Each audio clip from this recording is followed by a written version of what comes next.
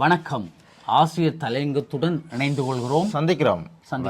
ஆசிரியர் தலையங்கம் யாரோ கருத்து பிற மனிதர்களின் அனுபவத்தை கூர்ந்து கேட்கும் ஒவ்வொரு முறையும் எனது பணிவு அதிகரிக்கிறது. மேன்மைக்கு முன்னானது தாழ்மை. பதவி வரும் மனிதர்களின் அனுபவத்தை கூர்ந்து கேட்கும் போது ஆற்ற கேட்கிறது அப்பொழுதுக்கும் பணிவு இல்லைன்றது தெரியுது இல்லையோ. பதவி வரும்போது பணிவும் பெறணும் வேண்டும் தோழா. பட்ட பகலில் வள்ளலார் விளக்க ஏந்தி நின்றது ஏன்? இப்ப பட்ட பகலில் அது வள்ளலார் என்று இருக்கிறேன். சரி, இப்ப பார் கதை வரும். வள்ளலார் என அழைக்கப்படும் ராமலிங்க சுவாமிகள் மிக பெரும் ஞானி. வள்ளலார் பெருமான் என்று சொல்றவர். வாடிய பயிரை கண்டு வாடினேன் என்று மற்றவர் துன்பத்துக்காக வருந்துகின்ற உயர்ந்த பக்குவத்தை கொண்டவர். வாடிய பயிரை கண்டு வாடினேன். மனிதர்களே இல்லை, பயிர்களை கண்டு. நானும் அந்த பாடு தான் பாவம் இருக்கு, தண்ணி ஊற்றணும் மாதிரி தான் இருக்கு.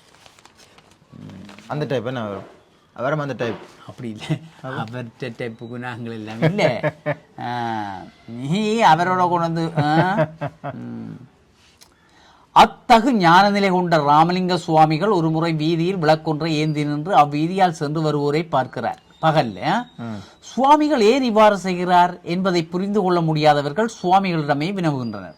சுவாமி, விளக்கை ஏந்தியவாறு ஒவ்வொருவரையும் பார்க்கிறீர்களே, என்ன சங்கதி?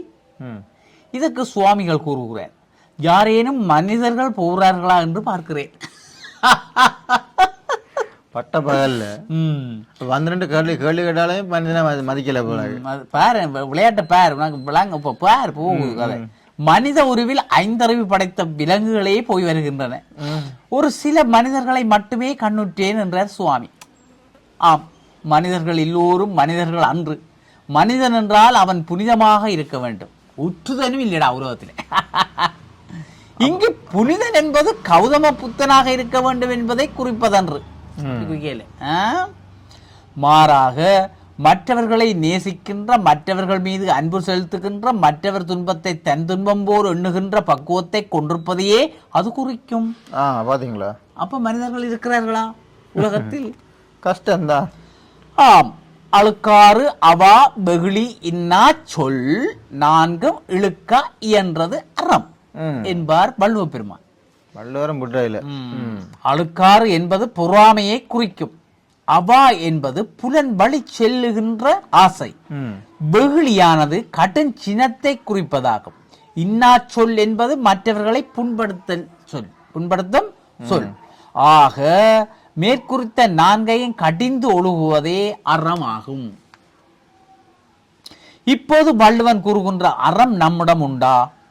நோ என்பதை நாம் ஒவ்வொருவரும் முடிவு செய்வோமாயின், வள்ளலார் விளக்கை ஏந்தி நின்று மனிதர்கள் யாரேனும் போகிறார்களா என்று பார்த்ததன் பொருள் புரியும். இதை நாம் கூறும்போது அது சரி, வள்ளலாரின் விளக்கு இப்போது எதற்கு என்று நீங்கள் கேட்கலாம். ஆசிரியருக்கு கேட்டுட்டு நீங்க கேட்கிறது எல்லாம் காரணத்தோடு தான். ஆம், எதிர்வரும் மே மாதம் 6ஆம் தேதி உள்ளூராட்சி சபை தேர்தல். தேர்தலில் யாருக்கு வாக்களிப்பது என்று தீர்மானிப்பதற்கு முன்னதாக நீங்கள் வேட்பாளர்களை பாருங்கள். அவர்களில் மனிதர்கள் யார் என்று தீர்மானியுங்கள். முதல் யாருக்கு நான் வாக்களிக்க போறேன் முதல் யோசிச்சு போடாதேங்கப்பா. அதெல்லாம் கனபேர் கட்சியில இருக்கணும்ப்பா. 68 கட்சி வருது, 78 சுயேட்சை வருது. முதல் கட்சிகளையும் சுயேட்சைகளையும் பார்க்காதேங்கோ. யார் அதுக்கு மனிதராக இருக்கணும் பாருங்கோ.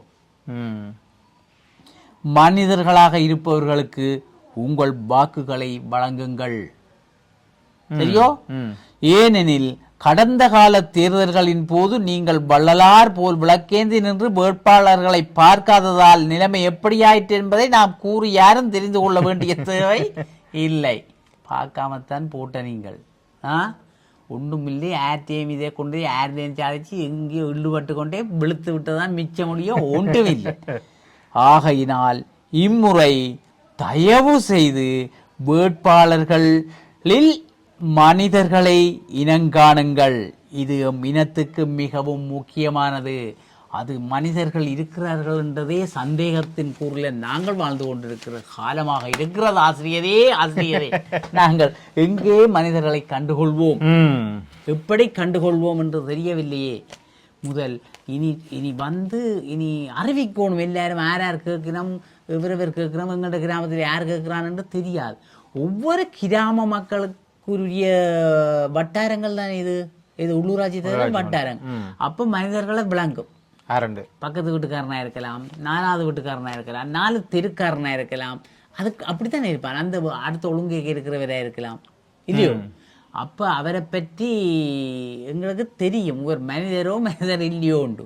சரியோ விளக்கு வச்சு பார்க்க தேவையில்லை, கண்டுபிடிச்சிடலாம் இல்லையே. ஆகையினாலே மனிதர்களை தேடுங்கள், முதலில் மனிதர்களை தேடுங்கள், மனிதர்களை கண்டுபிடியுங்கள். கண்டுபிடித்த பின் நீங்கள் ஒன்றும் பார்க்க வேண்டாம், அந்த மனிதனுக்கு மட்டும் பார்க்க போடுங்கள். மனிதனை கேளுங்கள், நீ எந்த சின்னத்தில் கேட்கிறாய் என்று கேட்கின்ற போது அந்த மனிதன் சொல்கின்ற அந்த சின்னத்துக்கே நாங்கள் வாக்களித்து மனிதனை நாங்கள் வேட்பாளர் பட்டியலில் வெல்ல பண்ணி செயல்கள் செய்கிற அவர் சொன்ன வள்ளலார் திருவள்ளுவர் சொன்ன குறள்களுக்கு ஏற்ப நாங்கள் வாழலாம் என்று நினைக்கிறோம். ஆசிரியர் சொன்ன அசத்தலான கருத்துக்கு நாங்களும் தலை வணங்குகிறோம் இல்லையா. இந்த மனிதனோட ஞாபகம் இந்த வானத்தை பார்த்தேன், பூமியை பார்த்தேன், மனுஷன் இன்னும் பார்க்கலே. வானத்தை பார்த்தேன், பூமியை பார்த்தேன், மனுஷனை இன்னும் பார்க்கலை. பல நாள் இருந்தேன் உள்ள அந்த நிம்மதி இங்கில்லை. எங்க உள்ள இருந்தவர் ஜெயிலுக்கு இருந்துக்கிறார். அங்க நல்ல நிம்மதியா இருந்து புத்தகம் எழுதியிருப்பார். வெளியில வந்து பார்த்தால் அடி இஞ்சியன்றா வருவான், அங்கேயே இருந்துக்கலாம். நல்ல வரிகள் எழுதியிருக்கிறாங்க நம்ம பாட்டுகள். என்ன எல்லாம் 30 வரிகள் தான். அது என்ன விளக்கம்? அது தகாத வார்த்தையெல்லாம் 30 பாட்டுகள். முந்தி அப்படி இல்லை, அனுபவித்து கண்ணதாசன் எல்லாம் தன் வாழ்க்கையில அனுபவிச்சு அதை சுவைச்சு அதில் உள்ள அக்குவர் ஆணிவருண்ட பிட்டிச்சு பார்த்து தான் எழுதினவர் பாடல்கள் எல்லாம். அதுக்கும் அறிவு வேணும், எல்லாத்துக்கும் ஒரு அறிவு வேணும். அண்ணன் தம்பிக்குள்ள வர பிரச்சனை, அண்ணன் என்னடா தம்பி என்னடா அவசரமான உலகத்திலே, அது ஏதோ தம்பியிட்ட காது கேட்டு அவன் கொடுக்கல. அந்த அப்படித்தான் ஒவ்வொன்றும் அப்படித்தான். ஒவ்வொரு சிச்சுவேஷன் அந்த என்னடா சூழ்நிலைகளை பார்த்து அதற்கேற்பதான் அவர்கள் எழுதினார்கள். இப்ப அப்படி இல்லை. ஒரு படத்துக்கு பாட்டு வேணும் என்றால் ஒரு பாட்டு எழுதி போட்டுத்தான். முந்தி படத்துக்கு கதைக்கேற்ப அந்த சூழலுக்கு ஏற்ப ஒரு பாட்டு வேணும் என்று தான் கேட்பார்கள். அந்த கதையை சொன்னாதான் பாட்டு எழுதுவார்கள். இப்ப அப்படி இல்லை, பாட்டு எழுதி போட்டு அதுக்குள்ள கொண்டே சரி விட்டா சரி, அது எவ்வளத்தை வந்தாலும் சரி, கண்ணை மூடி போட்டு கடற்கரையிலே ஓட வேண்டிய அப்படித்தான். அப்படித்தான் அதாலாம் அது அப்படித்தான், அதை ஒன்றும் செய்யலாது. அப்போ கவிஞர்கள் அந்த நாள் கவிஞர்கள் எல்லாம் அனுபவப்பட்டு எழுதினார்கள். சரி, வெளியில் உள்ள அத்தனை பேரும் இல்லை, உள்ளே உள்ள அத்தனை பேரும் குற்றவாளி இல்லைங்க, வெளியில் உள்ள அத்தனை பேரும் புத்தன் காந்தி இல்லைங்க. நேர்மையான இல்லை, ஏதோ உள்ளுக்குள்ள இருக்கிறோம் தான் குற்றவாளி. மற்றவன் வெளியில எல்லாம் நாங்கள் எல்லாம் சுத்தவாளி என்று கூட தெரியறே இல்லை. வெளியில இருக்கிறவங்க தான் சாக்கடையான்னு தெரிவாங்க கொஞ்சம் பேர் இல்லையே. அதான் அந்த ஆசிரியர் சொல்லுவாங்க, பார்த்து செய்யுங்கப்பா, பார்த்து செய்யுங்கோ. மனிதர்களை கண்டுபிடிப்போம், இம்முறை வாக்களிப்போம். நன்றி, வணக்கம். இந்த முறை மனிதர்களுக்குத்தான் வாக்கு. வெளிநாடுகளுக்கான துரித கடிதங்கள் பொதிகள் சேவை, அதி விரைவு, பாதுகாப்பு, நம்பகத்தன்மையுடன் அருள் குளோபல் எக்ஸ்பிரஸ், இலக்கம் 1, பிரவுன் வீதி, நாவலர் வீதி சந்தி, யாழ்ப்பாணம். 0121-222-6113. அருள்ஸ் பிரைவேட் லிமிடெட், இலக்கம் 10, புதிய மாநகர சபை கட்டிட தொகுதி, கஸ்தூரியார் வீதி, யாழ்ப்பாணம். 0121-222-3536. முழு உலகையும் அன்பினால் ஒன்றிணைப்போம்.